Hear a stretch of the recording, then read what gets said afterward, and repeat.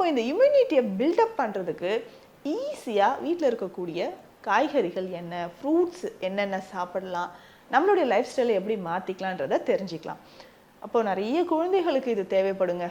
குழந்தைகளுக்கு வந்து க்ரோத்தே இல்லாத மாதிரி இருக்கே, உடல் எடையை நம்மளால் அதிகரிக்க முடியாத ஒரு நிலை, உடல் எடை ரொம்ப குறைஞ்சி போகிறது நிறைய குழந்தைகளுக்கு பார்க்குறோம். உடல் எடை குறைவாக இருக்கிறது, உணவு சாப்பிட மாட்றாங்க, அப்படியே அடிக்கடி மாதத்துக்கு 2-3 முறை ஃபீவர் வந்துடுது, வெயிட்டே இல்லை, பாடி வெயிட் இல்லை அப்படின்னு சொல்கிற மாதிரி இருக்குங்கன்னா இந்த உணவு முறைகளை ஃபாலோ பண்ணிக்கோங்க.